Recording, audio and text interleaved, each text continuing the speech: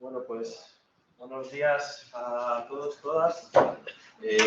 Bienvenidos a este encuentro con antiguos estudiantes del grado en Economía y en este caso también del máster oficial en Economía. En esta ocasión tenemos a un antiguo estudiante que creo que era de la segunda promoción. ¿Sí? Igual ¿Qué año empezaste? ¿2011? Empecé en el 11. Sí. En el 11, entonces segunda promoción. Creo que sí, segunda promoción, que bueno, nos viene a contar un poco su experiencia, su experiencia a lo largo de todos estos años, desde que comenzó a estudiar en la Universidad de Cantabria en el 2011, en esta facultad, el grado en Economía, y bueno, pues toda su trayectoria laboral y también de nuevo académica cuando vuelves a la facultad para estudiar en el máster oficial en Economía. La sesión de alguna manera está estructurada en que bueno, Ángel nos va a contar un poco su experiencia, pero la idea es que esto sea dinámico, que yo creo que con tu permiso, si alguno quiere intervenir, digamos, de la exposición, que lo pueda hacer tranquilamente. No obstante, al finalizar un poco la charla de Ángel, habrá un turno de intervenciones, preguntas, etcétera, donde sin ningún tipo de problema pues podéis intervenir. Como sois pocos, pues yo creo que es bueno que os presentéis, que digáis vuestro nombre, que estáis cursando y bueno, pues si queréis comentarle un poco vuestras inquietudes brevemente, pues también lo podéis hacer antes de que Ángel comience su exposición. Muchas gracias, Ángel, por venir. Pues, entonces, que no sea un monólogo, sí. Aprovechad que estoy aquí. Empezamos yo también era muy prudente, no hacía preguntas. Me llamo Aurora y estoy en tercero. He venido estudiar, me llamo Begoña, estudio Economía y Arte y nada, he venido para ver un poco qué hiciste después de la carrera y un poco cómo Yo me llamo Carlos, estoy en segundo de Economía y vine para eso, para ver la experiencia de alguien que pasó más o menos por Economía. Yo soy Julio, estoy terminando ya la carrera de Economía y bueno, aprovechar esas charlas que a lo largo de la carrera no he podido venir a muchas y siempre son bienvenidas. Yo me llamo Miguel, soy de cuarto de Economía y he venido pues me gusta enterarme de todo lo que tiene que ver con el mundo laboral, porque en general pues siempre se habla un poco de qué es lo que se ve después, pero por algún motivo nunca me acabo de enterar bien en qué consisten concretamente los trabajos una vez en el mundo laboral, entonces pues vengo eso para enterarme un poco. Muy bien, pues nada, oye, encantado de que hayáis venido. Yo creo que empezando por esto último, bueno, pues, Ángel, empezando por esto último, precisamente enfocado por esta sesión, a qué me hubiese gustado a mí escuchar, porque tampoco teníamos mucha idea de qué había después de la universidad, ¿no? Y yo creo que es muy importante que tengáis idea de qué hay, qué opciones tenéis, qué itinerario podéis seguir, porque de alguna manera los primeros años, 3, 4 primeros años tras el grado más máster, lo que realicéis, pues son un poco importantes y os va a condicionar un poco vuestro futuro. Digo esto desde la experiencia, o sea, que eso es algo que os voy a comentar ahora, porque no es lo mismo tomar decisiones con 22, 23, 24 años que tomarlas ya con 28, que igual ya tienes alguna condicionante personal o, bueno, la vida ya la entiendes de otra manera, etcétera, ¿de acuerdo? Entonces, como he dicho, ¿qué me hubiese gustado conseguir, bueno, qué me gustaría conseguir en esta charla? Bueno, pues aportaros un poco mi trayectoria, porque considero que la información es poder. Al final hay mucha gente que es muy válida, tiene muchísimas cualidades y que no acaba teniendo tampoco carreras profesionales demasiado excepcionales, digamos, porque simplemente no ha tenido o no ha contado con la información que uno necesitaría eso, para tomar buenas decisiones, saber qué sector puede ser interesante o en fin, el puesto de trabajo tiene mucho futuro, etc., ¿no? Luego, hablaros un poco en términos prácticos de en qué sectores he trabajado, daros un poco datos reales y prácticos del mercado de trabajo, ¿de acuerdo? Luego también hablaros de qué me enseñó o para qué me sirvió el grado en economía, no tanto en términos prácticos o competenciales, sino un poco a nivel personal, como ciudadano, ¿vale? Porque de alguna manera yo creo que tenemos un papel importante a la hora de, sobre todo con la información, ¿no? Cómo se usa, qué se cuenta, qué se hace.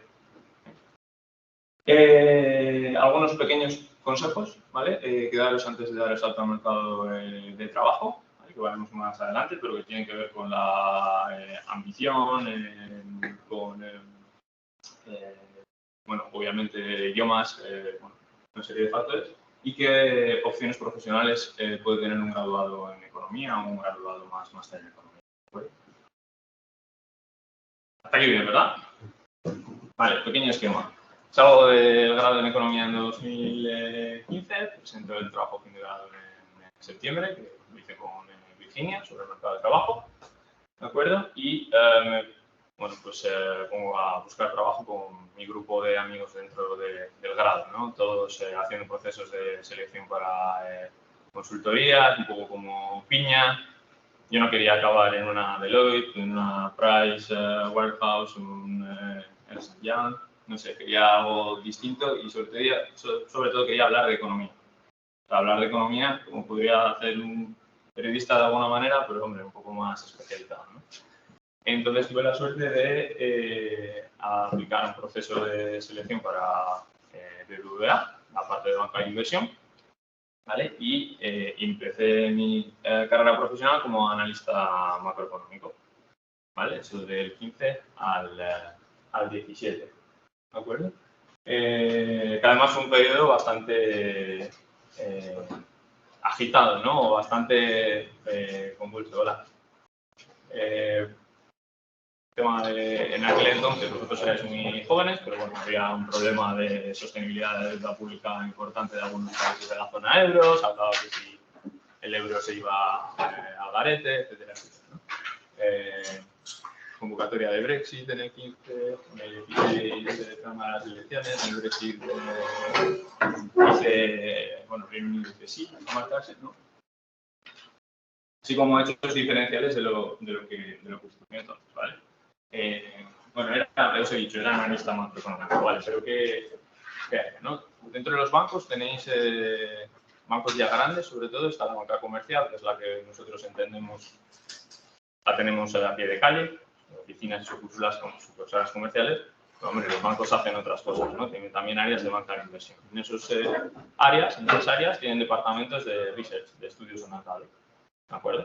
Entonces yo estaba con una sala un poco grande, con diferentes equipos, ¿vale? Que se dedicaban a hacer análisis, desde análisis sectoriales, sector de telecomunicaciones, había unos analistas que publicaban digamos, su análisis sobre los resultados de las empresas, hablaban con ellas, daban recomendaciones de compra o no.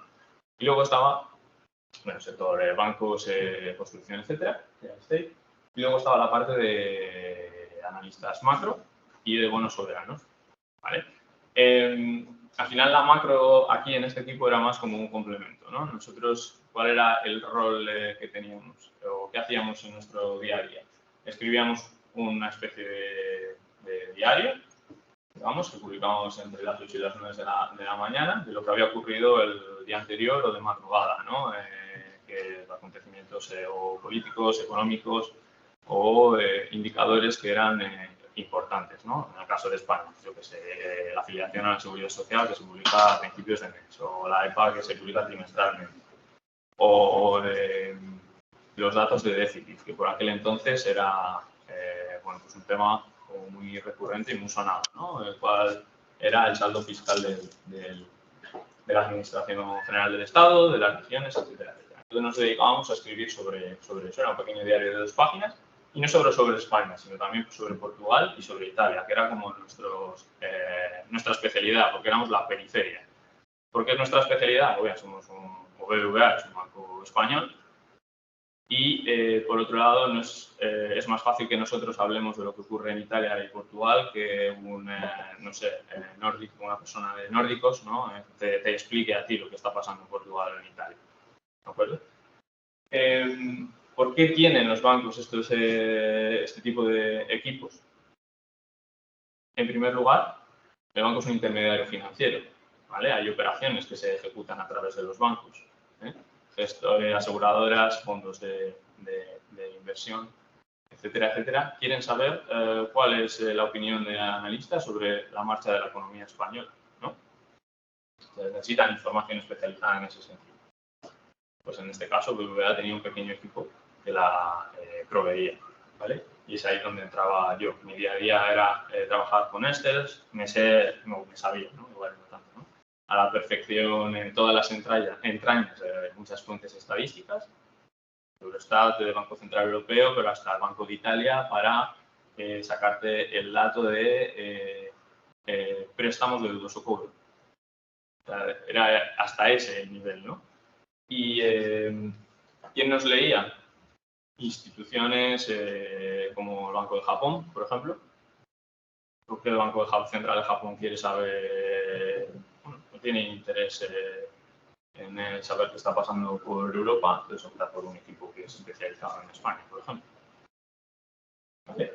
Entonces, ya digo, no era tanto un análisis académico en el sentido de que necesitamos invertir largo tiempo con, digamos, paneles o encuestas, etcétera, ¿no? Era un poco más clic en el INE, descargar un Excel, presentar un gráfico y explicar qué estaba ocurriendo, ¿no? Entonces, de ahí que os digo, oye, ¿qué diferencia hay entre el análisis o estudios de mercado del análisis académico, ¿no?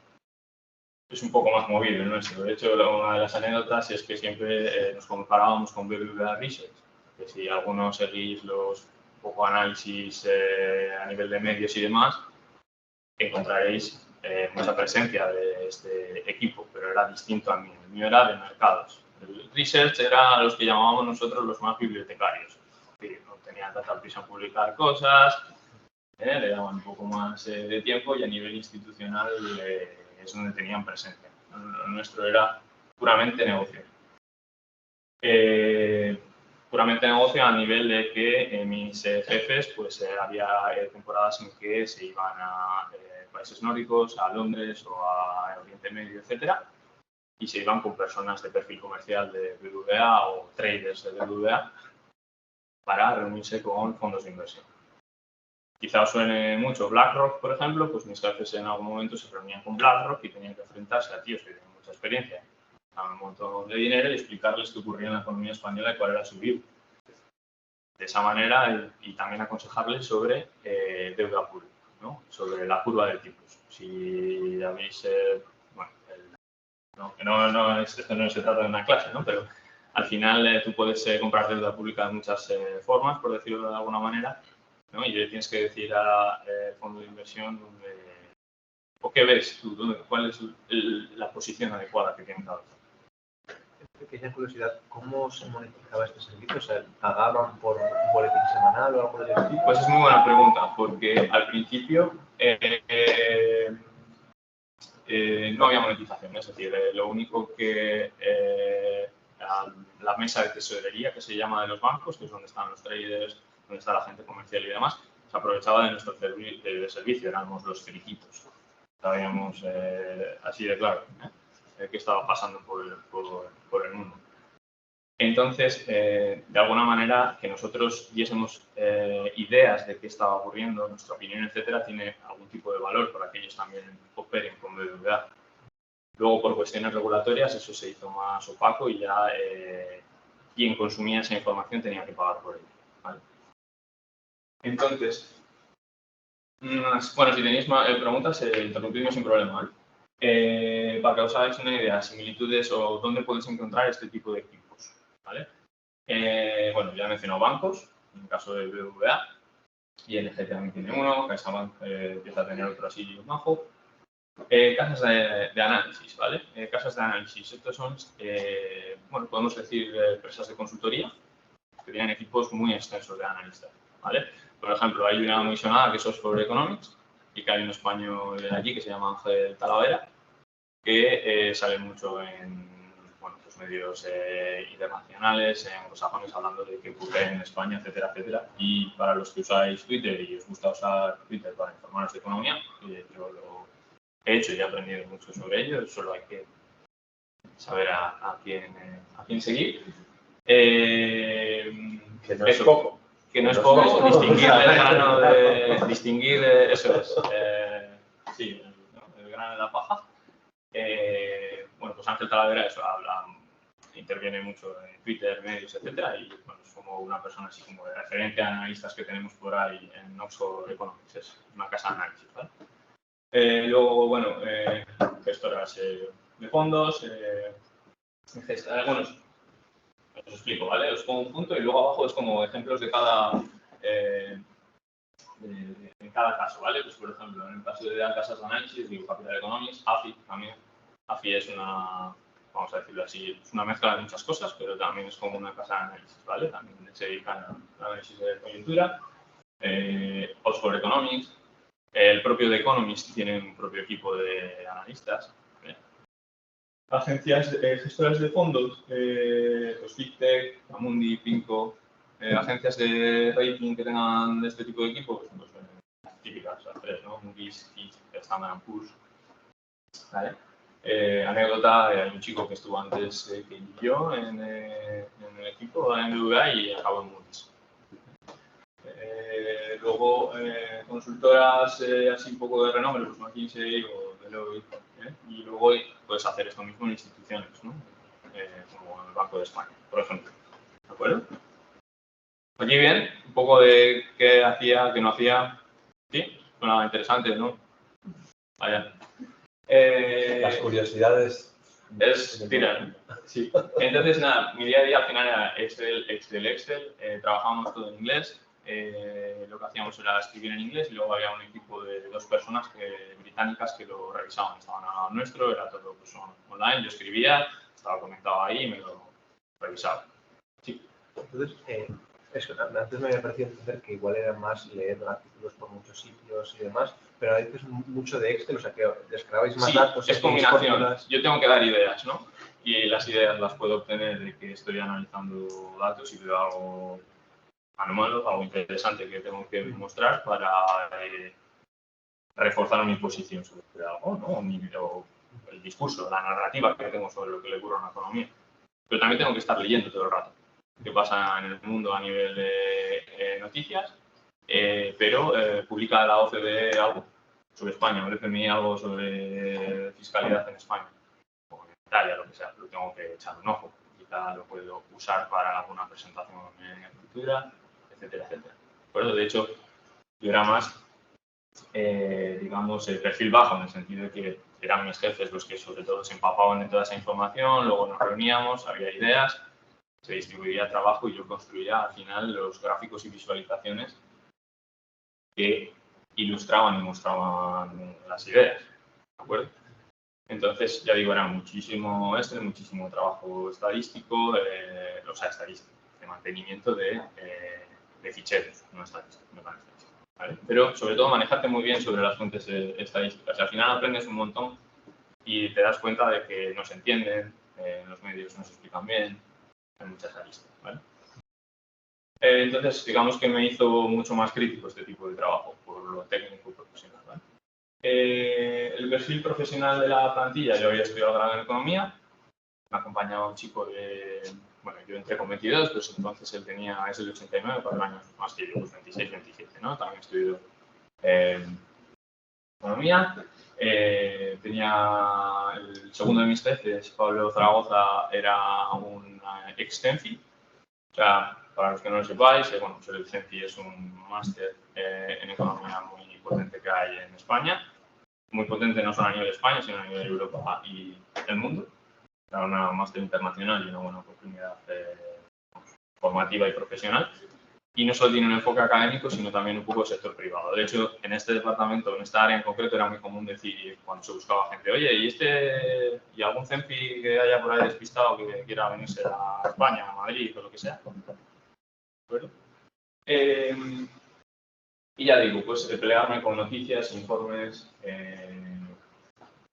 lo que digo, desde la EPA hasta pues, cualquier cosa minimísima y recóndita que os podáis imaginar. El perfil de la plantilla, no se ve esto. Ah, sí, los becarios analistas jóvenes que entraban, sí que es cierto que como nosotros éramos un equipo un poco peculiar, había mucha más gente analizando distintos sectores de empresas, pues normalmente venían de finanzas o de administración de empresas. Era raro tener un perfil de grado en economía. Y solían venir también de másteres un poco de finanzas, vamos a decir esto, pero un poco no elitistas, ¿no? Pero el que suele ser asociarse a cierto nivel, CADE, UNEF, bueno, máster en finanzas que te preparaban bastante bien para el trabajo de analista de equity, que se llamaba, ¿vale? Porque analizabas empresas, las cuentas de las empresas. Lo que mencionaba antes, para nosotros éramos los frikis, ¿vale? Pero al final les éramos útiles a todos, ¿no? Porque había que darles visión de qué estrategia de inversión de deuda pública era la mejor. Yo no era muy especializado en esto, yo era más especializado en dar la parte de macro, digamos, ¿vale? Pero todo al final, digamos, giraba en torno a las decisiones de política monetaria, ¿vale? Que se tomaban. En aquel entonces el contexto europeo era muy complejo. Digamos, acudir a los mercados o financiar la deuda pública, como queráis llamarlo, era muy caro y una simple palabra, una simple frase distinta a nivel del Banco Central Europeo movía todo el mercado y cambiaba las expectativas de empresas, las expectativas de inversores. De ahí que sea tan importante en este tipo de equipos analizar lo que se dice en los bancos centrales. O sea, tienen análisis de este fue lo que dijo la última vez y subrayados de cambios en lo que ha dicho el Estado. ¿Qué no ha dicho? ¿Qué ha dicho de más? ¿Cómo ha dicho? ¿Qué ha dicho diferente? O sea, ese era el nivel de análisis. ¿De acuerdo? En este caso yo no llegué a tener tanto dominio, pero la gente que estaba a mi lado pues era unos máximos. Curiosidades, ¿no? Dentro de mi trabajo. Trabajamos con unos terminales de Bloomberg. Yo no sé si la Universidad de Cantabria tiene un terminal de Bloomberg. No. Vale. ¿Alguien conoce Bloomberg? Sí. Por Bloomberg News. Noticias. Canal, ¿no? De Sí. información. Eso. Vale. Pues Bloomberg, además de ser una agencia de medios, también provee a este tipo de equipos o este tipo de empresas de terminales de Bloomberg. Básicamente es un ordenador que tiene como una especie de sistema operativo propio, por decirlo de alguna manera, y es una inmensa base de datos sobre ya digo, cifras, estadísticas, sobre todo muy relacionadas con finanzas, bolsas, etc. De hecho, es lo que usan los traders, ¿vale? Entonces, de hecho, tienen hasta un tipo de conexión especial, porque cualquier, no sé si se dice así, nanosegundo, vamos a decir, ¿no? Importa. Entonces, tienen una especie de conexión especial con Internet para que sea todavía más fina que lo que puede ser un ordenador normal, ¿no? Entonces, pues estaba muy bien, tenía acceso a ese terminal de Bloomberg, podías tirar un montón de cosas, noticias, gráficos, cualquier tipo de operación estadística que imaginéis, del país extraño, y al final es el ABC de este tipo de trabajos, ¿vale? Saber manejarlo. Os mencioné que Pablo Zaragoza es mi segundo jefe, es un CEMPI, y la primera anécdota es que yo entré creo que el 17 de noviembre o algo así, y el 26 de noviembre o días anteriores hubo elecciones portuguesas, creo que es. Entonces, no sé cómo, Pablo, mi compañero, estaba hablando con Mario Centeno. Mario Centeno es un economista muy famoso portugués, ¿vale? Que estuvo en el Banco Central de Portugal y estuvo vinculado al Tesoro portugués un tiempo. Y yo creo que le estaba preguntando sobre cosas de la deuda portuguesa, ¿vale? Para recibir información, opinión, etc. Y le tuvo que colgar Mario Centeno, le dijo algo así a mi jefe, como, oye, mira, es que te tengo que colgar porque me estoy enterando que me están nombrando un ministro de Finanzas portugués. Después de ser ministro de Finanzas portugués, acabó también como presidente del Eurogrupo, etc. Pero bueno, a mí me hace gracia. Yo cuento esto porque yo soy un friki de estas cosas, le conozco y lo conté en el trabajo en el que estoy ahora y me miraron como ¿quién coño es Mario Centeno? ¿Sabes? Pero bueno, si estás muy en la onda de política, economía, etcétera, pues bueno, estas cosas te hacen gracia. Luego, más anécdotas, si seguís Bloomberg, hay una periodista española muy famosa, se llama María Tadeo, muy buena profesional, que, bueno, pues en aquel entonces lo era, ahora mucho más, y básicamente seguía la economía española, contexto europeo, etcétera, etcétera. Y Jaime Costero, que era mi compañero joven, que no era tanto macro, sino como él sabía de curvas de tipos, dónde tenía que meterse el dinero, vamos a decirlo así, o qué iba a pasar con la curva de tipos de los países. Le entrevistaban muchas veces en Bloomberg y salía a la sala de tesorería de BBVA, si eso luego os pongo una foto, seguro que hay en internet, es como una sala gigante, enorme, con unas pantallas enormes, y le veías a Jaime que le estaba entrevistando María Tadeo para Bloomberg News. ¿Por qué? Porque yo que sé, el día siguiente hacía el Tesoro Español, hacía una subasta, ¿no? Entonces él como analista decía lo que el mercado esperaba, que esperaba él, etcétera, etcétera. Gente muy preparada. Este chico en concreto, máquina. Y Ángel Gavilán, que es lo más curioso, pero ahora es el número 2 del Banco de España. La segunda curiosidad que no he puesto aquí, pero no estoy seguro cómo ha sido esto, es que yo creo que el director de tesis es Gary Cantor. Ángel Gavilán es una persona de Asturias, hizo grado en economía, yo creo que muy bien. Hizo, yo creo que el máster en la Pompeu y luego se fue a Chicago. Y luego vino al Banco de España, se cansó un poco de lo institucional, lo lento, lo que llamábamos antes lo bibliotecario, le va a la marcha. Entonces decidió fichar, le hicieron una oferta en BBVA y decidió fichar por este equipo. Luego se fue al MEDE, que es una institución que está en Luxemburgo, en el Mecanismo Europeo de Estabilidad, que básicamente es el que gestiona un poco los términos técnicos de cómo se presta a un determinado país, corregidme si me equivoco, ¿vale? Y ahora está de vuelta en el Banco de España. España tira mucho. Y bueno, eso. Está de número 2 tras Hernández de Cos. Bueno, y este un paisano es Mario Centeno, no es el exministro de Finanzas portugués.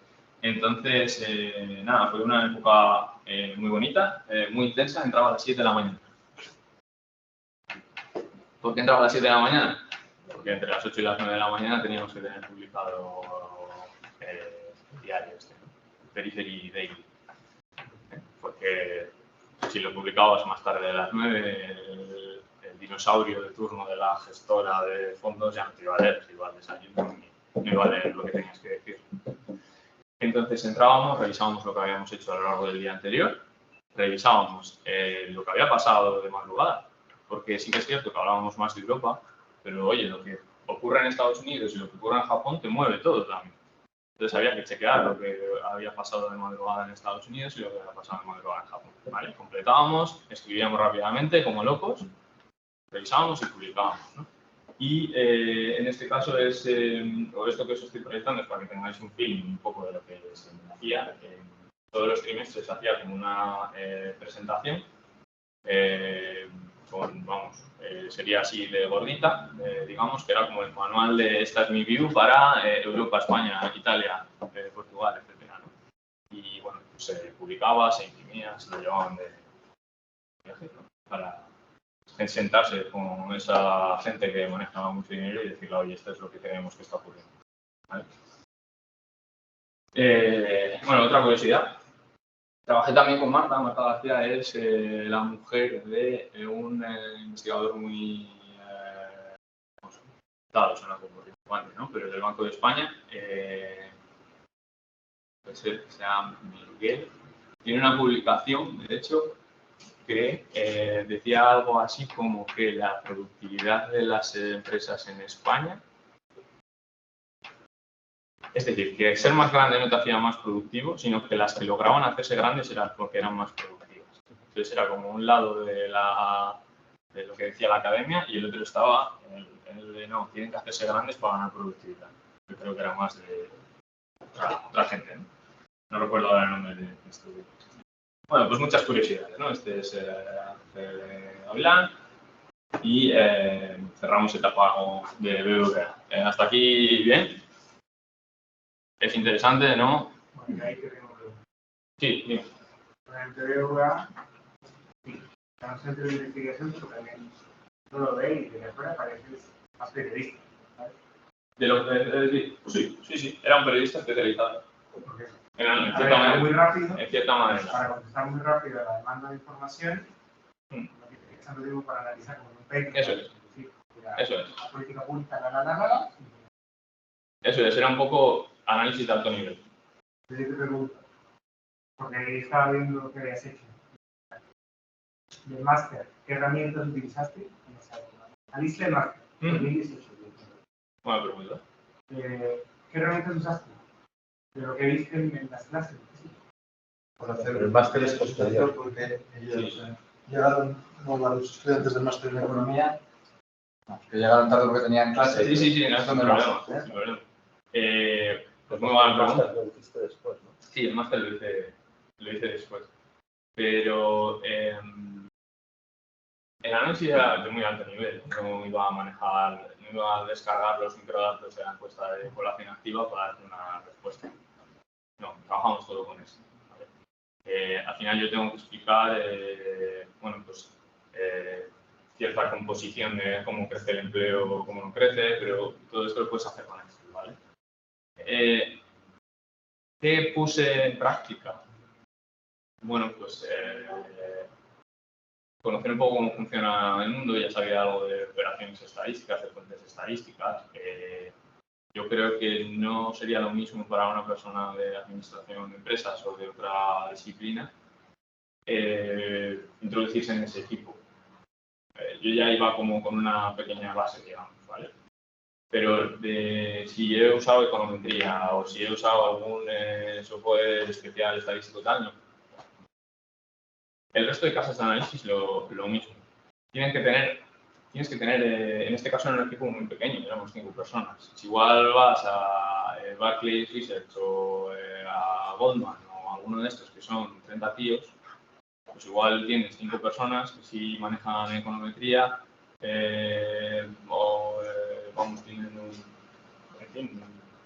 son muy técnicos en ciertas cosas y puedes sacar más sustancia a los análisis. Pero para lo que es la coyuntura, era suficiente lo que hacíamos. ¿Cuál? Nociones económicas, la noción de noción económica más que Más que saber a mí no me pidieron conocer una determinada herramienta estadística o lo que sea, ¿sabes? Una pregunta. Sí. Al hacer análisis de coyuntura, al mismo tiempo las otras consultoras o los otros centros de análisis también hacen lo mismo que ustedes. Sí. ¿En qué punto dirías vos que sus informes se diferenciaban de los informes de coyuntura de las demás? Porque básicamente todas se abastecen de la misma fuente de datos. Entonces, ¿en qué dirías vos que se diferenciaban tus informes de los de, no sé, de otro banco o de otra consultora? Yo no tengo mucha view, digamos, de cómo lo hacían otras. En España no era tan común. Tú tenías que estar suscrito y tener acceso. Jaime, mi compañero, que estaba muy bien relacionado, a veces me compartía cosas a las que tenía acceso y podía manejar. Lo nuestro estaba muy bien lo que hacíamos trimestralmente. Ese informe tal era muy completo, ¿vale? Pero a nivel de día a día, al final eran 2 páginas o así. Y en las otras bancos que tenían este tipo de equipos, quizá hacían más bien un informe semanal, era otro enfoque, digamos, ¿vale? Pero sí que veías que había más gente detrás. Eso era con la lengua afuera y... Porque diariamente perdés precisión también. Exacto, sí, no te puedes tampoco... No hay mucha diferenciación, hay mucha redundancia entre muchas consultoras. O sea, sí. O sea, prácticamente pasas a ser un relator del día a día. Sí, puede ser. Pero una cosa es describir lo que ocurre en términos de, oye, es que en tasa interanual está pasando esto, ¿vale? a que por cómo tienes construidos tus ficheros y demás, hagas un cierto seguimiento y digas, es que aquí hay un efecto composición de agua. No, hay muchas veces que no puedes afirmarlo con rotundidad, pero sospechas. Al final nosotros, o este tipo de gente, tampoco tienen que ser súper pulcros en lo que dicen. Pueden mojarse.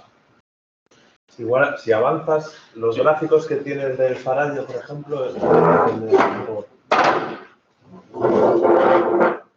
Bueno, nada. Mis niñas mandan. Entonces, vale, pues igual sí que ayuda. Acabo en BBVA. ¿Por qué acabo? ¿Vale? Allí en el BBVA, cuando acabas el contrato temporal, te tenían que hacer indefinido sí o sí. Si no, por política de empresa no podías extenderlo. ¿Vale? Entonces,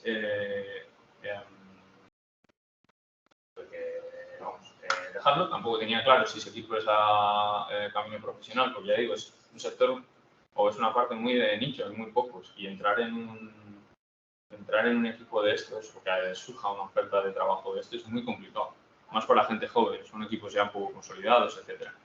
Entonces pensé, bueno, pues me vengo a Cantabria de nuevo, quizás retomo mis primeras intenciones, que era dar un paso a la academia, investigar, de ahí que al poco empezase el máster en economía, ¿vale? Entonces, no sé cuál era muy bien tu idea, pero por ejemplo, yo qué sé, al final me había dedicado 2 años a analizar la coyuntura, entonces dije, bueno, pues voy a hacer cosas así a nivel divulgativo para Cantabria. Entonces eso es lo que os estaba comentando Ramón, no sé si lo voy a cargar el vídeo. Vale. Pero, yo qué sé, pues por ejemplo, si tú quieres saber qué porcentaje de personas no residentes en Cantabria, ¿vale?, están comprando vivienda, yo sabía hacer. Y bueno, es una respuesta concreta, ¿no? Oye, dime qué porcentaje ¿qué te sugiere? Si 1 de cada 3 personas que compran vivienda en Cantabria vienen de fuera. No está mal lo que cuento. Es informativo y es muy descriptivo, pero... Y el efecto incremento de precio que tiene para los residentes. Sí. Digamos que el nivel de... Ahí es un análisis en el cual vos tenés cierto grado de tiempo para hacer la interpretación que estás haciendo.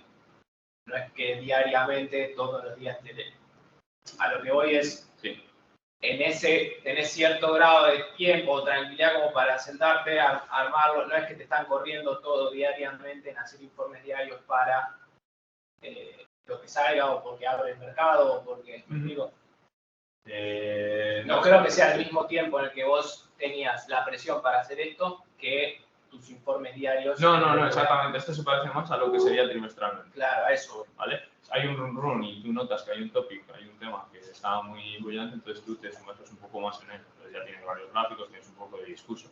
Lo que es diariamente es, yo qué sé, imagínate, había elecciones en Italia. Tenías un parrafito de qué había pasado en las elecciones en Italia. Había algún dato extraño de Portugal, de comercio exterior. Lo comentabas. Entonces, al final te seguías en los calendarios que se publicaba, Eurostat, datos de inflación. ¿Cómo va en el resto de países? ¿Hay alguno que se despide más? ¿Hay alguno que tenga una composición distinta? Porque eso es que lo puedes analizar. Y lo puedes analizar rápido, además, porque yo ya tengo el Excel. Copio lo nuevo, ya tengo mis fórmulas, ya tengo mis gráficos, entonces sé por barritas, ¿no?, qué es lo que explica la inflación. En este caso es energía, es componente no sé si me explico. Era un poco... Sin duda. Entonces, nada, pero también me dediqué como un tiempo a hacer cosillas como para Cantabria, tenía como un mono de seguir haciendo lo que hacía. Y luego comencé el máster, luego no. Antes de eso tuve la oportunidad de trabajar con Virginia un par de meses haciendo investigación, o PDI se llama, sigue llamando PDI. Bueno, pues estuvimos explorando una serie de operaciones estadísticas para intentar, bueno, pues, una ligera aproximación a responder a esa pregunta, ¿no?, de, oye, la inversión de progenitores con los niños y niñas en sus estudios pueden suponer, o hay alguna forma de testar si puede suponer una mejora de su éxito futuro, desarrollo cognitivo o lo que sea. Para los padres que están más encima tienen hijos más exitosos en sus carreras laborales, etc. Y empecé el máster, ¿vale? Y al final del máster sí que di... Como vais a ver que mi camino no es digamos, no soy un ejemplo, ¿no? Para nada. De hecho, está bien que venga alguien de este perfil para deciros que no soy un ejemplo, para que vosotros intentéis tener un camino menos volátil o distinto o diferente, ¿no? Está muy bien afinar desde el principio y no desviarte mucho. Al final del máster empecé a trabajar en un sindicato, comisiones obreras.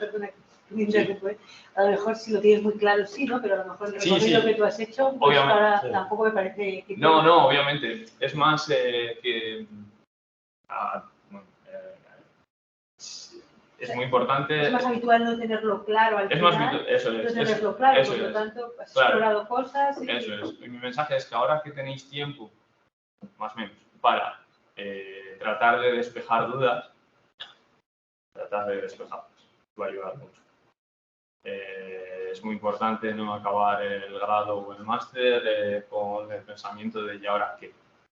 No, es muy importante que sepáis qué opciones hay, ¿vale?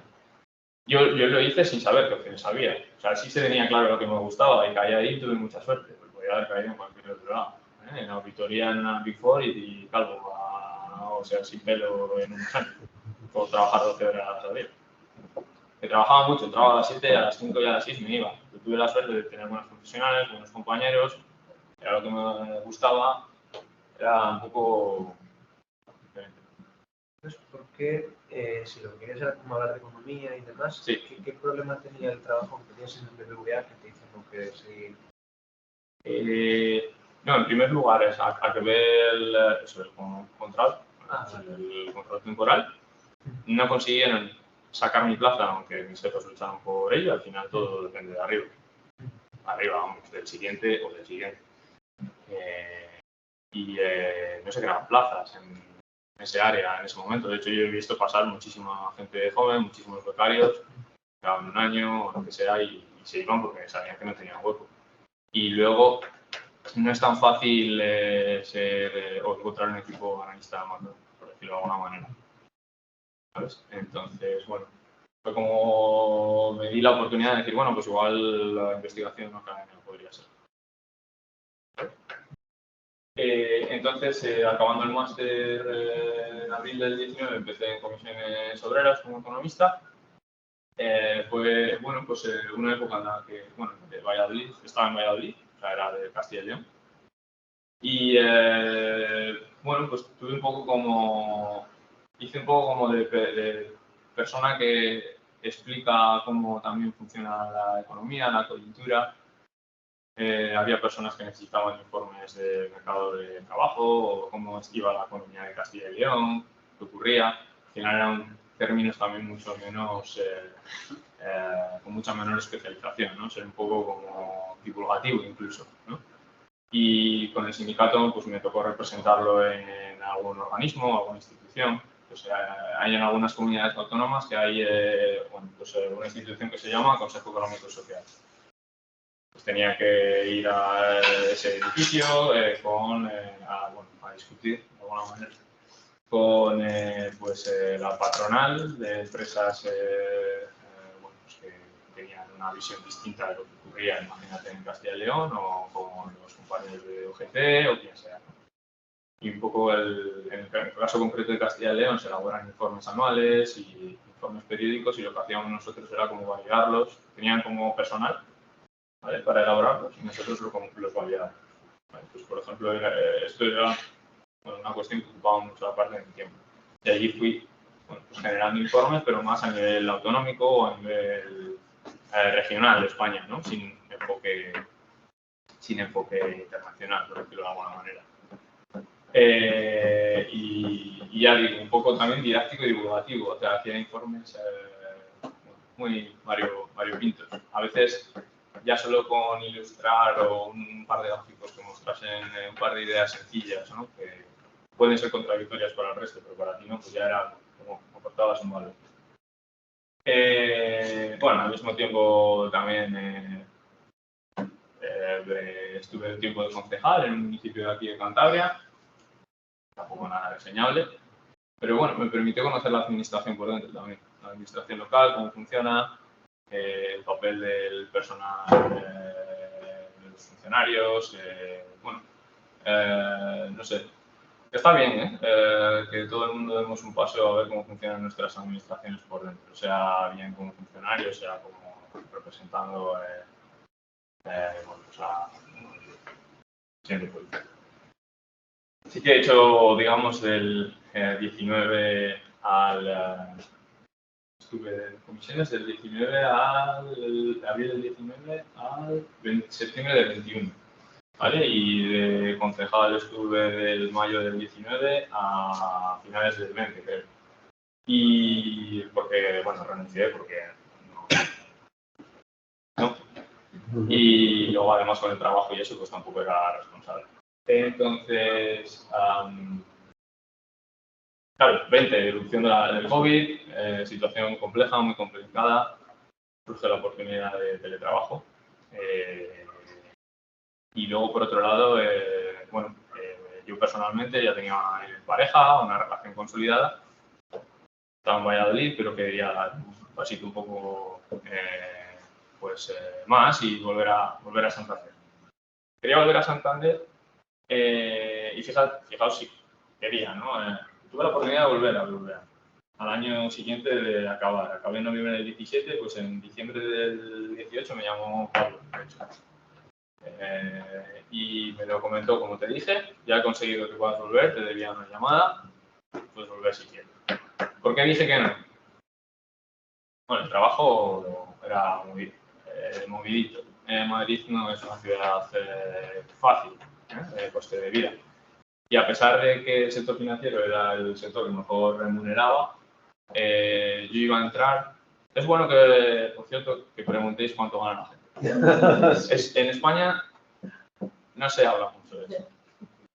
Y es un error, hay que preguntar, hay que saber. Ser incómodos en ese sentido. Yo iba a entrar cobrando 30.000 euros brutos al año, más dietas, más complementos, más bonus. Y el bonus hubiese sido el de la época de los 2000, pues igual hubiese merecido la pena. Pero creo que el bonus iban a ser 4.000 euros al año, 5.000 euros al año. Suena muy bien cuando eres joven, pero estando en Madrid, seguramente si yo hubiese optado por eso, hubiese tenido que... hubiese influido también en la situación profesional de mi pareja, que ella sí que tenía una situación estable. Y luego, por otro lado, hacer vida en una gran capital como outsider, digamos, sin familia allí, etcétera, etcétera. Incluso la gente que tiene buenos trabajos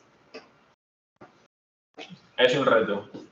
Y más aún, como está el precio de vivienda en Madrid. Y luego, otra cosa que es más utópica, pero esto del tiempo y todo eso, ¿no? Digo, bueno, pues si, no sé, igual me quedo en Madrid, igual en un par de décadas todo el mundo quiere salir de allí, o 3 décadas, no lo sé. Ya. Entonces dije, me voy al fresquito. Oye, luego he leído por ahí que no sé qué corrientes hay por el océano que pueden hacer el efecto inverso y puede hacer todavía más frío aquí. No sé lo que pasará con el cambio climático. Pero bueno, di ese paso, dije, prefiero lo personal, de tener una vida más equilibrada, que quizá tener una vida profesional mucho más destacada, más enriquecedora, o haciendo lo que yo quería, ¿no? Estar ahí como en el límite entre la academia y los negocios y el día a día, las noticias. Y sobre todo un problema es que tampoco tenía garantías de cuánto iba a crecer ese salario. Eso es muy importante. Porque hay a veces que tomamos opciones porque tienen unas mejores condiciones, pero la gran pregunta es cómo va a crecer eso. Y es muy relevante. Y en BBVA no tenía garantías de un gran avance. Comía con gente, compañeros, por ejemplo, de la gestora, una matemática que llevaba 20 años, yo creo, trabajando en BBVA o 15 años y, hombre, no sé qué bonos tenía. Cobraba 40.000 euros brutos, una cosa así, oye, pues se trabaja mucho, estás en Madrid, estás en un banco. No digo que no sea un mal salario, pero para el contexto de Madrid, las gallinas lo que, ¿no? Lo que entra y lo que sale, pues igual no sale tan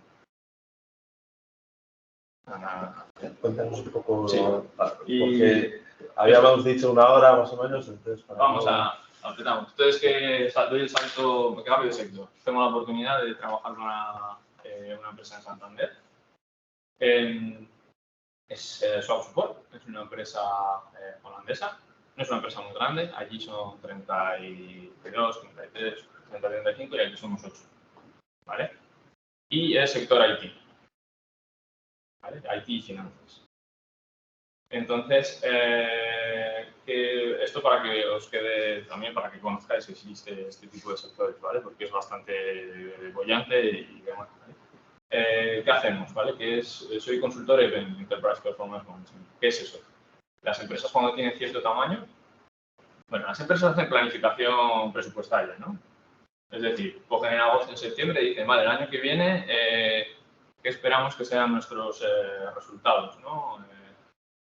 ¿Cuáles van a ser los datos de nuestros principales indicadores?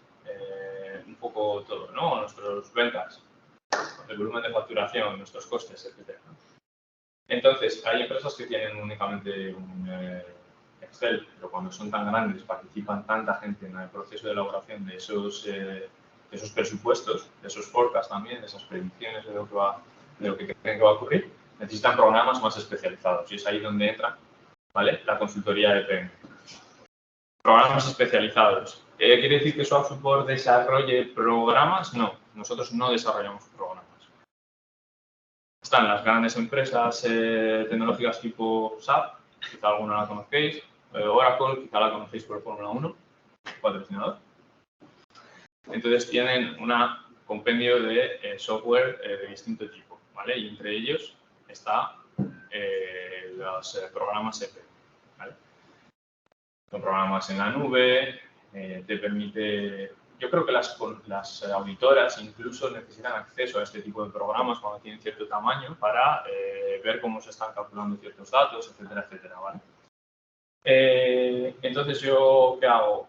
Implemento este tipo de herramientas y hago soporte. En mi caso, yo soy especialista más en una herramienta de Oracle, ¿vale?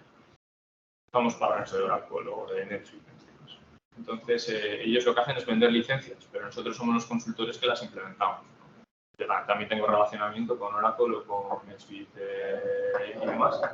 Pues al final es un poco también hacer negocios. No solo es que implementes, sino también igual tengo que hacer una demo, una demostración a un cliente que está interesado. Al final tienes que también tener un poco de, moverte con soltura en términos de negocios, por decirlo de alguna manera. ¿Hacéis cursos de formación a empleados de empresas? No nos ha surgido, no es el... No, de momento no. Pero que directamente lo que es el trabajo para las empresas, ese trabajo. No el trabajo, sino prepararles la infraestructura del software para que los usuarios puedan hacer uso del mismo. Otra cosa es que luego, al acabar el proyecto y demás, los usuarios sí que necesiten tener la formación para poder hacer la tarea que tienen que hacer en ese software. ¿Y esa formación que la Oracle o SAP? En ese caso, nosotros mismos hacemos el training. Nosotros hacemos el training. Por ejemplo, ahora es muy... Sí. No, yo te quería preguntar, nuevamente pasaste a otro sector, completamente. Has visto que he movido... Sí, sí. Y hice el máster de educación. También. A ver si me meto a eso. Pero yo te quería preguntar, sí. ¿Cuáles han sido las ventajas y desventajas? ¿Qué te ha costado? ¿Cuál ha sido el costo de oportunidad de estar aquí? El coste de oportunidad, pues por oportunidad de condiciones. Empiezas en un nuevo sector, no tienes experiencia. Entonces, en este caso fue el 21, ¿no? Yo tengo 30 años, pues con 27 años, si estabas ganando 34.000 euros brutos al año, que tampoco es una escandalera, pero está muy bien para esa edad en ese momento, pues empiezas a ganar 26 brutos. Pero tengo más o menos garantía de que cada año voy a mejorar bastante. Y además tengo otro incentivo, que sé que es un nicho. que no hay mucha gente haciendo esto. Sé que hay mucho trabajo en remoto también. Y sé que en algún momento, si tengo la experiencia suficiente, pues igual lo que hago es trabajar 6 horas para mi empresa, 4 como autónomo o 3 como autónomo.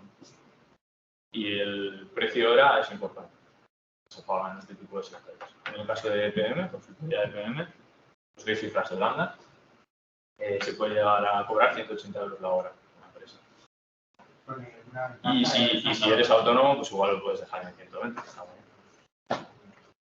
¿Alguna ventaja de esto? No EPI, bien. Haber sacado Bueno, tengo perspectiva global de muchas cosas. Pero yo tengo hay un libro creo que incluso sobre ello. Siempre me da mucha rabia ser un generalista, que llamo. Y como tengo idea de muchas cosas, pero no soy todavía experto en nada. De hecho, por eso también quería, o me gustaba esta opción, ¿no? Porque al final es algo no tangible, porque es un software, pero estás construyendo mecanismos y cosas para empresas, ¿no? Y de la otra manera, he tenido siempre una trayectoria como periodística, como que me sé mover, tirar del hilo, entiendo cómo funcionan las cosas, pero ¿cómo te valoran eso en el mercado? Es complicado, ¿vale? Ahora voy con eso un poco más, ¿vale? Entonces, ya digo, falta este sector, una sorpresa inesperada, un salto al vacío, oye, me va bien, tengo la suerte de que la empresa es holandesa, culturalmente eso me llena un montón, ¿vale? La forma de tratar las cosas, de hacer negocios, en fin, en un montón de cosas, ¿vale? Y esta, para que os hagáis una idea, digo esto de nicho también porque no todas las empresas tienen que tener un cierto tamaño para adaptar a estos software, ¿vale? Normalmente tienen ERPs, ¿vale? Los ERPs son para hacer registros contables, vamos a decir, de transacciones. Pero una herramienta de planning es simplemente para hacer tu presupuesto y así dentro de unos meses puedes hacer seguimiento. Estos son mis datos que me están de este año y esto es lo que yo presupuesté. Estoy yendo bien, estoy yendo mal, ¿vale? Y de reporting, al fin y al cabo. Entonces, el ERP, todas las empresas lo tienen, sean pequeñas o no, ¿vale? Como tienes que tenerlo sí o sí, y lo mío es, lo tienes si lo consideras necesario. Entonces, por ejemplo, la consultoría de EPM es mucho más bullante en principio, o más cara que la consultoría de ERP. ¿Por qué? Porque en ERP hay muchos consultores de ERP a patadas, millones de software de ERP, ¿vale? ¿Queda claro un poco qué hago en la empresa? Sí. Quería poner la influencia de la IA porque de momento creo que no me va a quitar el trabajo, pero es bastante gracioso como promocionalmente estas marcas promocionan la inteligencia artificial, predictiva, analítica. Anécdota. Hay una de las herramientas con las que yo trabajo que tiene integrado un módulo que dice que es analítica predictiva, que básicamente es una caja negra para el cliente. O sea, él puede extender su previsión, digamos, pero no creo que el cliente tenga mucha idea de qué hace o qué no hace la caja negra, ¿no? Y son modelos ARMA, ARIMA, tal, coge los históricos, te los extiende, te pilla la seasonality y te los extiende. Pero es una tontería, eso está inventadísimo, pero al final, dentro de las grandes marcas, siempre hay mucho marketing, vende humo. Y respecto a la IA todavía hay que ver si nos va a afectar mucho o no. ¿Para qué puede ser interesante para mi trabajo? Dependiendo de la herramienta que tú hagas, puede ser que codifiques cosas, ¿vale? No es un lenguaje de programación, pero es una cosa que se llama S-Base, ¿vale? Casi. Y hay otra cosa que hago que es Groovy Scripting, que es como JavaScript, pero de otra manera, ¿vale? JavaScript, pero de otra manera.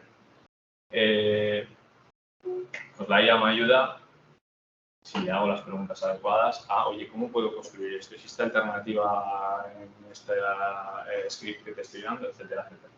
Entonces, a los consultores como nosotros funciona bastante bien. Así que me imagino que para R, Python o cualquier cosa, la academia lo mismo.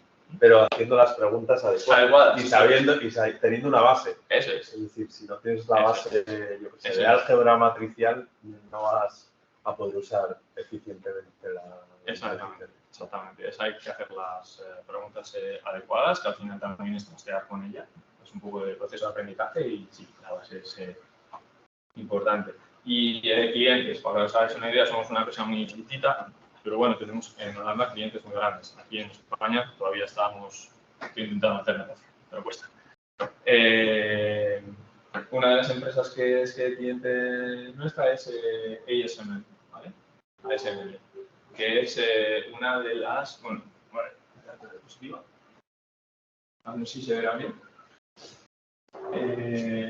Es una de las 10 empresas tecnológicas más valoradas del mundo, ¿vale? Un cliente nuestro.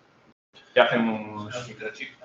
Sí, exactamente. Se dedica a temas de semiconductores, litografía, bueno. ¿Y tú sabes por qué, digamos, esta multinacional no está en Santander? ¿Porque tiene una oficina en Santander? No, nosotros. Sí, o sea, no ¿cuál es la historia, digamos? No es multinacional, somos 4 gatos. Claro. Es por de entrada, antes había otra empresa amiga que se llamaba Sony. Entonces, uno de mis compañeros, que lleva más tiempo en toda la empresa, estaba en Sony. Y yo creo que hubo una escisión, mis compañeros míos de aquí, y yo creo que se animaron. Logró convencer, digamos, a los dueños de mantener la oficina. Eso es. Cuando digo 4 gatos, eso que no es una empresa muy grande. De hecho, está muy bien, ventaja, las empresas grandes tienen muchas cosas buenas, estabilidad, buenos convenios, etc. Empresas pequeñas en el contexto y sector holandesa. Al final aprendes, eres un poco hombre y mujer orquesta, haces muchas cosas, te sientas también con los socios, son muy cercanos, aprendes mucho de ellos, tienen mucha experiencia haciendo negocios, la vida, etcétera. Entonces yo muchas veces me considero que tiene también sus riesgos. Un asalariado, pero como un empresario también, que yo me lo estoy currando para intentar hacer un negocio en España, ¿no? Y quién sabe, si todo va muy bien y nos va fenomenal, pues en algún momento igual tengo la opción de comprar parte de esta empresa. Eso es un poco pero es una carambola, no es lo habitual. En España estar en empresa pequeña tiene que ser eso, sector nicho, tecnológico. Si no, lo normal es que estés mejor en una empresa grande. ASML es el cliente nuestro. ¿Qué hacemos con ASML? ASML tiene SAP BPC. Es una herramienta de planificación y de consolidación financiera. Y las empresas tienen entramados societarios muy grandes. Y para la hora de conformar sus cuentas, pues necesitan software avanzados. Entonces nosotros lo que hacemos es soporte para ASML. ¿Qué quiere decir soporte? Que igual en algún momento quiere desarrollar algo nuevo que no tiene, o ha identificado alguna incidencia, lo que sea, ¿vale? Y ahora está dando, por ejemplo, el salto a SAC Analytics Cloud, que es una versión más avanzada de la herramienta de planning de SAP. Entonces, tenemos a un par de personas que están desarrollando un nuevo programa para ASML dentro de la empresa. Para que os hagáis una idea, creo que en Eindhoven tienen 30.000 asalariados y creciendo, o una población cercana. Es una escandalera, de hecho hay gente que se está yendo de allí, es inmensa. Y otro compañero está haciendo ESG. Entonces, los términos ESG, ¿suenan? ¿No? De métricas de... ¿No es tipo estado corporativo de responsabilidad social? Es más sostenibilidad, tener métricas de, por ejemplo, tus empleados. ¿Cuántos de ellos cogen en el coche para ir al trabajo? Emisión por kilómetro, como un sistema inmenso de cálculos y cosas para que esta empresa pueda hacer reporte y informar, porque va a tener la obligación legal de hacerlo. El ESG va a estar ahí porque va a ser obligatorio que las empresas grandes digan cuáles son sus efectos en términos de huella de carbono. De huella de carbono, exactamente. Entonces, tengo un compañero que está dentro de un equipo y está desarrollando este módulo con visualizaciones, cómo tienen que ser los cálculos. Al final, pues trabajas con una empresa, te dicen, tienen equipos internos, etc. ¿Vale? Y a eso me dedico ahora, ¿vale? Y esta es como anécdota, es una de las empresas más grandes, importantes del mundo. De hecho, creo que Estados Unidos, no sé cómo, ha bloqueado algo las operaciones de esta empresa con China. Es una empresa holandesa, pero no, por un tema de, no sé, inversiones o compliance o no sé qué historia. Y bueno, y pasamos, bueno, hasta ahora aquí, no sé, ¿os ha parecido interesante? ¿No? Yo tengo una pregunta. Sí. ¿Por qué cambiando de trabajo decides, en medio hacer el máster? ¿Y por qué ese máster y no, por ejemplo, una empresa? Porque yo estudié economía para hablar de economía. ¿Tenías claro? Vale, sí. Sí, sí. Yo no quería acabar como auditor ni nada de eso, que luego acabo como en el sector de IT, pero cuando tienes ya cierta edad, condicionantes personales, etcétera, etcétera, hombre, buscas buenas opciones profesionales y creo que las tengo, pero tampoco es un trabajo en mi sueño. Pero si lo tenías claro, porque no dijiste nada más acabar, o sea, porque empezaste a trabajar y de golpe en medio. Bueno, claro, es mucho decir. Quizá no. En ese momento era el momento de probar también el sector privado, pero igual me equivoqué, igual tenía que haber seguido solo por esa vía. ¿Sabes? Igual empecé muy tarde. Mensaje. ¿Quieres entrar en academia, investigación y tal? Infórmate muy bien sobre todo lo que tienes que hacer y empieza pronto. ¿Y tuviste claro ese máster o era solo el que había o porque no? Bueno, el máster en economía de aquí era una forma de iniciar ese camino. Y estaba en Cantabria. A ver si igual sí, me hubiese uno formado más, hubiese tenido más claro todo cómo funciona, etcétera, etcétera, o menos pájaros en la cabeza de querer irme a Madrid o tal, o, pues, o lo hubiese empezado antes, o hubiese empezado este mismo máster en otro sitio, lo que sea, ¿sabes?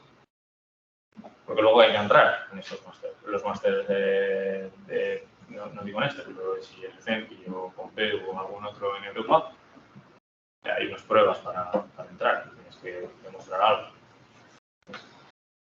Entonces, bueno, eso no sé si te respondo, más o menos. ¿Sí?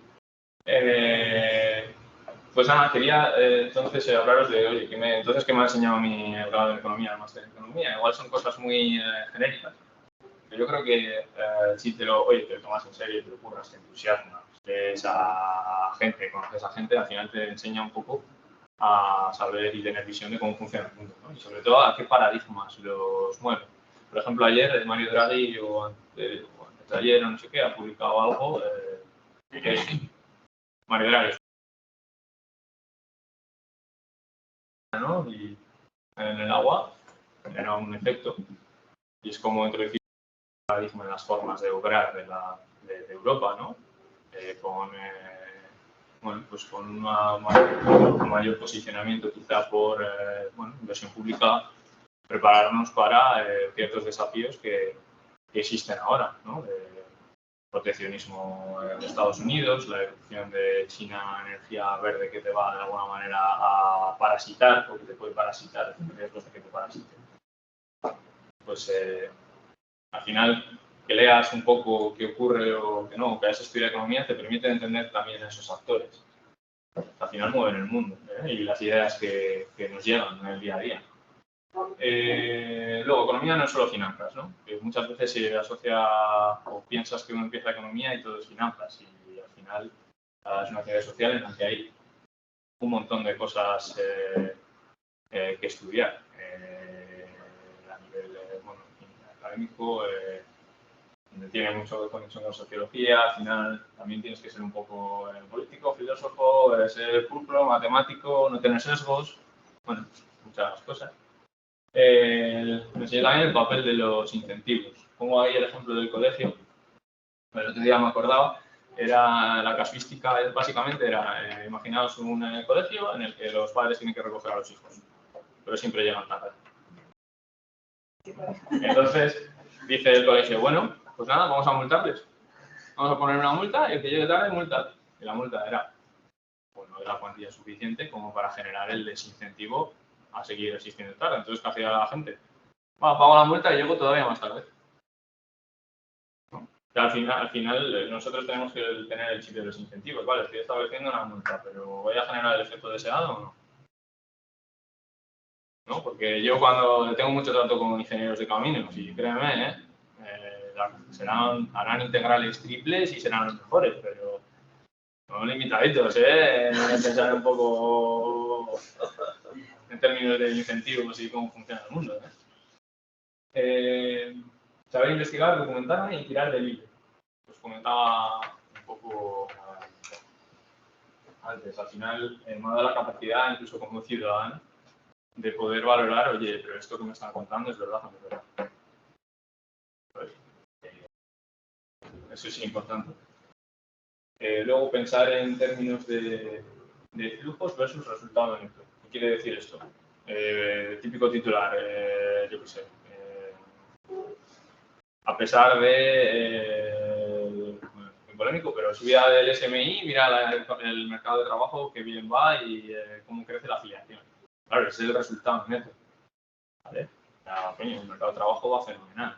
Pero lo que pretende estudiar la academia es los efectos que están dentro, ¿no? Oye, ¿qué hubiese pasado en el caso de que no se hubiese tomado esta medida? Porque igual en vez de más 200.000, hubiesen sido más 220.000. Y parece que no, pero pensar en esos términos es muy complejo para la gente. Y al final le genera mucho sensacionalismo detrás, mucha inquina y mucha, bueno, pues no, hay que saber leer entre líneas, se transmite muy mal la información, ¿vale? También a nivel de medios de comunicación. De ahí lo de medios, evitar manipulación y saber manipular. No voy a decir quién, pero un jefe me dijo que la realidad no te estropea un buen gráfico. Si sabes cómo funciona esto, sabes manipular y sabes identificar la manipulación también. ¿Vale? Y bueno, la economía y el estudio de economía, pues hacer ambas cosas muy bien. Digo, la prensa de información económica rara vez es buena. Sinceramente, yo es algo que me hierve la sangre. Hay un déficit muy grande y al final genera un run run. Los medios de comunicación generan un run run en la gente. Y esa sugestión al final lleva a otras dinámicas y otras narrativas que son muy peligrosas. ¿Por qué pongo lo del ejemplo del paro registrado? El papel de la coyuntura todos los meses. No, oirás un titular diciendo la afiliación a la seguridad social ha sido destirada. No, el paro registrado o el paro sube en Cantabria tanto y es su forma, Cantabria o España, y es su forma de analizar el mercado de trabajo. El paro registrado no vale para nada. De entrada, hay una cosa que no se dice, y es una variable que refleja el dato de un día, que es el de final de mes. La afiliación a la seguridad social, la media, es la media de todo el mes. Y podemos tener 0 paro registrado y 0 afiliados. No, hay que hablar más de afiliación a la seguridad social, hay que hablar de manera mucho más constructiva sobre lo que es la coyuntura de la ¿Y por qué lo hacen así? Pues porque no están formados, ni quieren escuchar, ni se dejan asesorar, o no tienen tiempo para que alguien se los explique, o no le han dado esa oportunidad. Pero ocurre continuamente, mes a mes. Y al final, bueno, pues influye en la sensación que tiene la gente de lo que ocurre alrededor, ¿sabes? Es un ejemplo de otros muchos. Para mí no es una variable válida como ex-analista. No la tomaría en serio en muchos casos. Usaría siempre la afiliación a la seguridad social. Economía no es 2 más 2 igual a 4. El vídeo de los señores mayores, que son muy simpáticos, que te dicen que si tienes 4 no te gastes 5. Bueno, es que la economía es más compleja que eso. Mucho más compleja. Igual es un principio que hay que seguir. Sí y no, porque si no terminas como países como Argentina. Sí, obviamente las dinámicas muy complejas y muy extremas son un ejemplo para seguir el 4 más 4, el 2 más 2 igual a 4. Pero la economía, también perdemos, al final, hay una temporalidad en todo. En las inversiones, en donde asignas tu dinero, los efectos que puedes crear con ellos. Sin duda, pero estás comprometiendo generaciones futuras sí, que no tienen por qué ser comprometidas. Totalmente de acuerdo, pero creo que también entiendes mi mensaje, ¿no? Sí, de hecho, esto es un poco hasta finanzas, ¿no? Porque 2 más 2 es igual a 4, es una economía global. Exactamente, por eso sin duda. Pero las administraciones o los estados o las empresas también son igual hay una empresa igual que está perdiendo oportunidad porque ahora se encuadre y no haber gastado 5. Pero no puedes estar 10 años gastando 5. Sí, no. Yo no digo que tengas que siempre gastarlo, digo que huyamos de las simplicidades. La economía es compleja. ¿Y a quién tomar en serio? Bueno, los economistas populares, el ruido que generan y su posicionamiento explícito. Es peligroso. Hay actores que tienen mucha influencia, que se dicen economistas y bueno, pues que generan semillas que son equivocadas y son también parte de esos medios de comunicación que no hacen bien su trabajo. Entonces, yo creo que estudiar economía te ayuda a identificar quién no está siendo del todo honesto o imparcial, ¿no? ¿Consejos para dar el salto? Lo que os comentaba a lo largo de toda la sesión, cuanto más sepas sobre lo que hay fuera, mejor lo vas a decidir, ¿vale? Sí que es cuestión de informarse, ¿vale? De buscar testimonios como puede ser el mío. Yo no sé si tenéis el feeling de que habéis podido aprender algo o no. Me decís no y es perfectamente válido, no pasa nada. Pero al final escuchar las experiencias de la gente te permite también decir, pues es que escuché a esta persona que hacía esto y engancha con esto otro que he visto. Si no tienes testimonios es muy difícil, por eso a mí me hubiese gustado estar donde estéis vosotros. Por ejemplo, es haber escuchado a personas que, bueno, con algo de desarrollo profesional, digamos, más interesante o menos interesante, pero siempre te aporte, te da valor, ¿vale? Para tomar decisiones. Por ejemplo, ¿qué hacíamos? Que es muy si os gusta el mundo de la consultoría, ¿vale? Club MBA en España, no sé si sigue funcionando, pero era un foro en el que había muchísima gente joven que ha pasado por en fin, infinidad de trabajos distintos, infinidad de consultoras que te dicen cómo son los procesos, que hablan de cómo son los procesos de selección, qué hacen y qué no hacen, qué pagan, qué no pagan. Pues, no sé, yo por ejemplo sí que le di con él al comienzo, ¿no? de mi carrera profesional y bueno, pues veías que hacían a la gente la Big Four, como te ayudaba a preparar los procesos de selección para la Big Four, porque tienes que hacer como varios exámenes. De hecho, anécdota, mi grupo de amigos de la carrera nos sentábamos todos juntos a hacerlos, para ser capaz de hacerlos en algunos casos. Ahora sí que es cierto que el mercado de trabajo es mucho más dinámico. La situación para vosotros ahora es, yo creo, mucho mejor que la nuestra, incluso cuando nosotros ya empezábamos a mejorar todo. Bueno, lo que os comentaba, de cuánto se gana, es importante saberlo, salario y crecimiento salarial. Si siempre encontrar un nicho que sepáis que es algo positivo, al final, es difícil, pero te diferencia, te permite tener casos extraños como el mío, que estoy aquí en Santander, pero trabajando un poco en un ámbito internacional, en el sector IT, etc. Y los consejos que os he estado repitiendo, no quiero recortar. Está muy bien decir voy a probar, prueba, está bien, pero como con un plan. Vale, voy a probar esto, sale bien, ¿no? ¿Qué otras opciones tengo? A veces tienes que improvisar, yo he improvisado. Vale, no ha salido bien, más o menos, pero podría haber salido un poco bien, mejor. Luego tener ambición. Creo que vamos con las orejas gachas, nos da miedo. Bueno, es que es una persona muy grande, tal, va trajeado, no, nuestra actitud. Al final, casi que se quedan con el que más actitud tiene. En todo. O sea, marginalmente, el que tú seas una máquina en tu carrera, para ellos es... No te voy a decir que no les importa, pero es una cuestión de presencia y actitud. Luego, el papel de redes, de contactos, ¿vale? Tener visibilidad, a mí me gusta. Pero soy cero comercial, pero hay que hacerlo. Hay que hacerlo. Tristemente, hoy es una forma de hablar contactos, oportunidades y nunca se sabe. Eso, la actitud, la ambición. Cuando decía la ambición, mi actitud antes era el que pensás un poco en grande y habrá tiempo de que te bajen a la realidad. ¿Vale? Luego, la ciudad de desarrollarse en la que profesionalmente versus en la que vivir, un poco como habéis podido ver conmigo. Pensar un poco en las grandes capitales va a ser complejo, muy complejo. Se debe tener que tener buenos trabajos.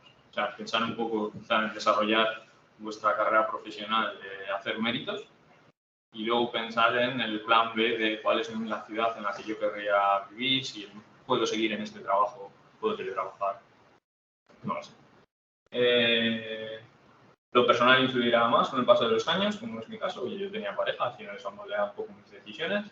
Oye, nos casamos, va todo bien, guay. Y bueno, de inglés no os digo nada. Es que no se puede. Es lo primero. Es lo primero, no hay opción. No hay opción. Opciones profesionales. Y este es mi último diapositiva, que no estoy ni mucho. Bueno, la academia, como sabéis, ¿vale? E instituciones. Puedes puedes tener un papel científico no solo dentro de la universidad, sino también en lugares como el Banco de España, ¿de acuerdo? Sector financiero, lo que hemos hablado, las áreas de research de mercados, hay departamentos de riesgos también, fusiones, adquisiciones, hay un montón de sitios en los que podéis tener encaje y sobre todo en términos de usar Excel, hacer cálculos o usar otro programa, Python, que sea. Consultoría. Hay muchos tipos, desde asesorar a, yo que sé, al sector de la aceituna, que tienen que hacer con el cambio climático. Podría ser un equipo. Auditoría. Ahí sí que es cierto que necesitáis un poco de conocimiento de contabilidad. Entonces, probablemente tengáis que hacer algún curso. Conozco a un buen amigo mío, Álvaro, que empezó de Butra. Empezó en Pricewaterhouse aquí en Santander y ahora está en Luxemburgo, en Price. Lo bueno de las consultoras o de este tipo de consultoras es que al final puedes tener un crecimiento, estás con profesionales en principio buenos, luego te van a ver con buenos ojos en el mercado de trabajo y luego la movilidad internacional. Si tu objetivo es en algún momento moverte a otro país de Europa o del mundo, al final son empresas enormes. Solicitas cuando llegue el momento y quizá también la situación de la consultoría en esos países sea mejor que la que se vive en España. ¿Vale? Logística, luego uno que a mí me parece muy divertido, logista. No se dice, pero no. Hay así, economistas haciendo logística y que vienen del mundo de la academia también. Y que están en agencias de comunicación, agencias reputacionales, de medios, y ahí están, manipulando al personal. No digo que no sea lícito, se puede hacer. Y bueno, eso pongo unos ejemplos, en este caso son más bien españolas, no son internacionales. Al final, el salseo, ¿no? De quien conoce quién hace esto, lo conozco de España, no de sitios extranjeros. De hecho, en esta última, creo que hay un chico que hizo el máster de economía. Que viene de Este es de la universidad. Tiro del hilo, ya sabes. Si te acuerdas de si tiene algún perfil en LinkedIn, sí, no sé si le conoces. Igual os lo paso. Tenía que haber apuntado. Pero me pareció como, bueno, lo paso. Sector IT, desde cosas de Data Science, porque os gusta mucho manejar datos a tutiplén. Como una cosa que me parece interesante, un compañero de mi gente en BBVA que diseñaba eso, premios y loterías en una empresa de videojuegos. Cómo eran los premios y... periodismo, al nivel que queráis. Al final yo creo que puede haber buenos economistas haciendo buen periodismo económico. Y si os gustan los gráficos, ahí os pongo ahí ejemplos de unidades, hay periódicos que tienen personas dedicadas a visualización de datos. Política, asistentes en el Congreso, os sorprenderíais la cantidad de gente que hay trabajando como asistentes en el Congreso, vamos siendo economistas y echando una mano a diputados, participando en comisiones, etcétera, o incluso oposiciones, ¿no? Administración civil del Estado, no es fácil, técnico comercial de economistas del Estado, mucho menos fácil, Tienda, agencia tributaria, Banco de España, INE, y cosas más, vamos a decirlo así, regionales, como, ser profesor de secundaria y bachiller, es algo que yo mismo me he planteado. O a nivel autonómico aquí en Cantabria está el cuerpo de técnicos de finanzas, por ejemplo, es una oposición, ¿vale? Hay distintos niveles. Y luego a nivel local, pues igual alguien quiere ser tesorero de un ayuntamiento, o interventor. En el caso de tesorero creo que será más fácil, porque los interventores seguramente compitáis con la gente de legal, ¿vale? Pero se necesita así de trabajo, también. Ya nos lo han comentado. No recuerdo ahora quién, pero... Y ya, vale. Bueno.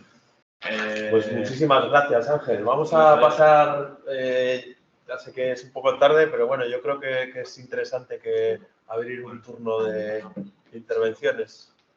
Cualquiera de vosotros, pues puede preguntarle a Ángel. Yo tengo una sobre tu etapa en el BBVA. Sí. Comentaste que trabajas en Excel. Sí.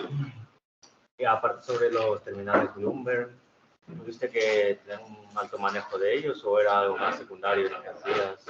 ¿O se encargaba otro departamento más en tratar con esos datos? No, a ver, no necesitas ser un gran experto. Hombre, yo siempre recomendaría que si tienes una buena base de Excel, dejas con programas, oye, sabes cacharrear. Al final nadie nace aprendido, todo es Google, incluso en mi trabajo. Buscar y encontrar cómo hacer algo en los programas. Ahí es un poco lo mismo. Igual en algún momento no sabes hacer una cosa, lo buscas, lo aprendes. Fuera, es un poco la soltura. No tienes que ser un experto ya ni en un terminal de número, ni mucho menos, que va a ser la primera vez que lo veas, te enseñarán. O irás aprendiendo tú, o esto. Sí, yo, por ejemplo, si estoy interesado en... Bueno, vamos, placer. En el sector financiero, porque hay algunos másteres que te ofertan, pues, que trabajas ya desde ahí, te enseñan con terminales Bloomberg, o ¿sabes? La importancia que igual es manejar de antes, o... No te preocupes por eso. Si es tu segundo trabajo y vas a saltar a otra empresa, se va a dar un puesto que tú los has manejado, etcétera, etcétera, y si no vas a aprender dentro. Nadie te va a pedir, oye, que en tu currículum no veo que sabes bastante manejar el terminal Bloomberg. No te preocupes. Quizás hay otras señales a la hora de buscar posgrados, ¿no? Que pueden ser más potentes, ¿no? Como por el hecho de que se impartan en inglés o que tengan, digamos, profesorado en una determinada formación. Sí, al final yo creo que ya os lo han mencionado mucho y la señalización de diferenciarte es muy importante. Entonces, obviamente, puede haber muy buenas formaciones de posgrado en español, pueden ser muy buenas, no tiene por qué ser todo en inglés, pero el ámbito internacional, que sean en inglés, que oye, pues, la institución tenga algo de prestigio, etcétera, etcétera, al final es una señalización mejor, ¿no? Hoy gente está súper formada, entonces tienes que competir muy bien señalándote o ser muy bueno, mucha actitud, etcétera. Y al acabar la carrera, o sea, directamente entraste ahí, al BBVA. Sí, acabé en septiembre y empecé a principios de noviembre. Hice procesos durante octubre y acabé ahí. ¿Echaron currículos? Sí, eché currículos, hice proceso, entrevista, sí. Tenías que hacer un pequeño proceso. Normalmente en consultoras o BBVA o demás te mandan como una especie de examen. Tienes que hacer online, ¿sabes? Luego tienes un proceso de entrevista, tienes como siempre varias fases. ¿Vale? En este caso concreto no hubo dinámicas de grupo como entrevistas con más gente, pero en las consultoras es típico. O sea, una vez pases el examen, si lo pasas, ¿no? Van a llevar a una dinámica de grupo con más gente para ver los perfiles de cada uno, etcétera, etcétera. Y luego tendrás entrevistas con 2 o 3 personas más. Tienes que pasarlas también para entrar. Pero no tiene que ser algo que agobiar, hay que ir con actitud y para adentro. Nadie va a fracasar porque no le cojan 10 consultoras. De hecho, tendrás que echar un montón de currículos para encontrar trabajo. Pero vamos, yo creo que estáis en un momento bueno. Si tenéis bien amueblada la mente, es un buen momento. Y sector de IT, obviamente, muchas oportunidades. La movilidad. Nosotros, por ejemplo, contratamos a 2 personas de matemáticas recientemente, el año 2000 nacieron, ¿verdad? Se fueron ya, nosotros no podemos competir con lo que de repente las ofrecen. Luego habrá que ver en esos sitios si ellas van a tener el progreso que en la mía, ¿no? Pero obviamente les pagan un dinero ya. Está muy fácil, ¿no? Y dentro de cuando, lo decidiste dejar por el tema de no igual a largo tiempo no promocionar, ¿suele ser topicazo o no tienes que ser de destacar más y... Para continuar en... Sí, para saber que igual puedes funcionar cada año ahí o...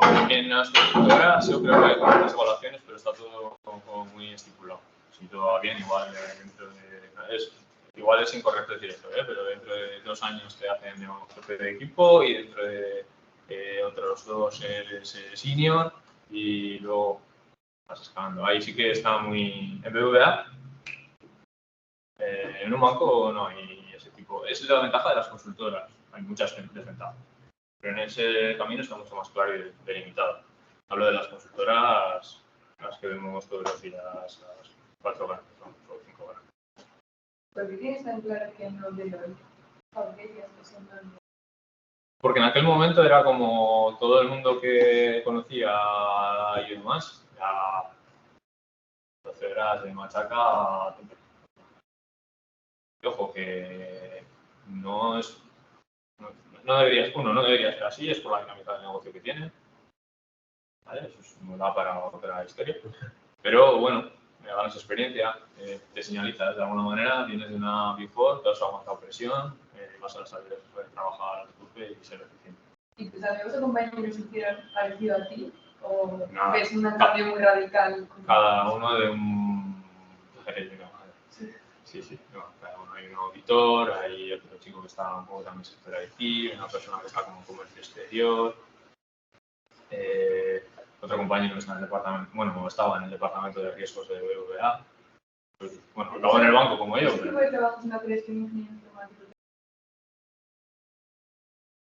No, porque los ingenieros informáticos están como más en el departamento de IT. No. En el caso de riesgos, por ejemplo, no. Puede haber alguno. Pero no, serán gente. Es más fácil, no tanto ingeniero informático, como que sea un ingeniero de caminos o de industriales el que te pueda quitar el teleco o el que te pueda dar el trabajo, pero.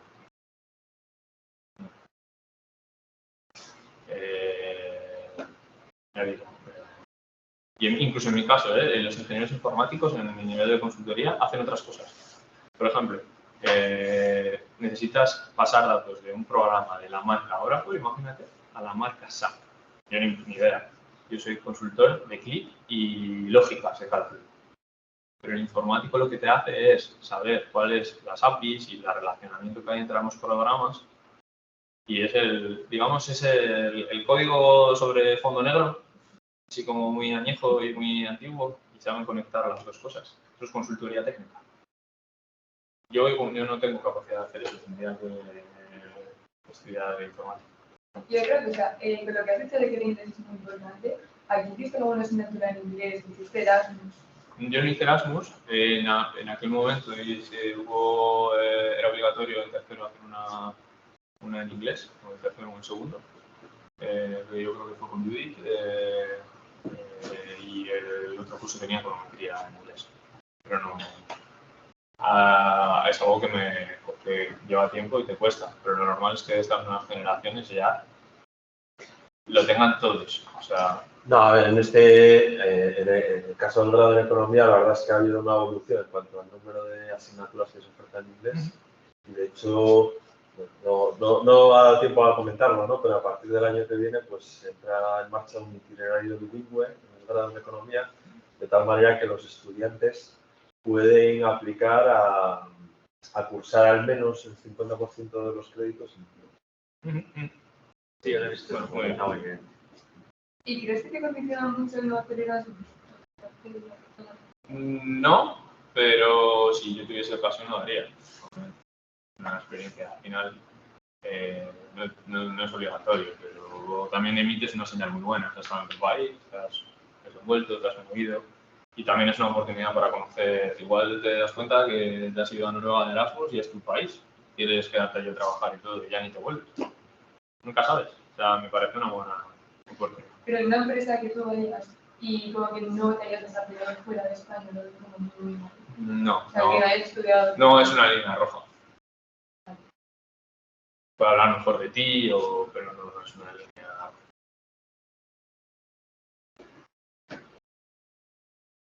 Bueno, no sé. La última pregunta que me gustaría ¿Por qué crees que esta empresa holandesa te contrató? ¿Qué vio en ti? Igual no lo sabes contestar, pero bueno, necesitaba una persona en ese momento porque había un proyecto y sí que es cierto que yo, fantástico, muy importante, vine recomendado por un chico que me conocía de adentro. Ese chico estuvo ajeno al proceso, pero bueno, ya vienes de una recomendación. Y yo competía con gente más joven. Entonces yo ya esa parte de no milanarme o no ir la actitud, intentar un poco mostrar todo, ir a por todas, saber muy bien hacer lo que te piden. Lo que pasa muchas veces que les pides hacer algo o se pide hacer algo no se hace. No te escuchan o no entienden bien, no preguntan. Entonces yo creo que yo tengo un perfil que se llama en mi sector medium. Ya tengo algo de correa, de años de trabajo y eso ayuda también mucho. Un junior que todavía no ha empezado su carrera laboral, entonces tiene que adaptarse a lo que es un trabajo, cómo funcionan las cosas, ¿sabes? Al final, yo en este caso sí que competía con ventaja por varios factores con el resto y lo hice bien. Oye, tocó hablar con ellos. ¿La entrevista fue en inglés o en castellano? O la entrevista fue en inglés, sí. Y luego había como también una prueba, como analizar las cuentas de la empresa y luego hablar en público y presentar lo que habías analizado. Y bueno, al final sí que no hay problema, no tienes por qué tener como un nivel super excelente en inglés, de hecho ellos te van a ayudar y te van a pagar cursos y demás. Pero obviamente la empresa es holandesa, si quieres prosperar y demás, pues es que no pueden no hablar. Yo no es que tenga un super nivel excelente. Así que nada, no sé. Muy bien, pues yo creo que ya son las 3 menos cuarto, vamos a dejar a la gente, sí, perdona. No. Yo creo que ha sido interesante, ¿no? Los que os habéis quedado finalmente, pues agradecerte, Ángel, el hecho de que hayas venido, ¿no? Además en viernes laborables, ¿no? Seguramente habrás tenido que negociar con tu empresa. Ventajas. Las gallinas que entran por las que salen, ya haré más horas, ya me tocará. Y nada, agradeceros a vosotros también vuestra asistencia, ¿no? Esperemos que vernos el año que viene, ¿no? Normalmente, habitualmente hacemos este tipo de encuentros al menos una vez al año. Vale. Los que estéis por el año que viene, bueno, vosotros igual ya estáis fuera, pero en tu caso, ¿no? También que animes a tus compañeros de doble grado a que vengan para la próxima. Y bueno, quizás como hemos grabado la sesión, quizás haya oportunidad de colgarlo en algún espacio de la facultad por si alguno de vuestros compañeros pues, quiere visualizarlo. Sin problema. Pues muchas gracias. Espero que os haya gustado. Y igual más sobre la presentación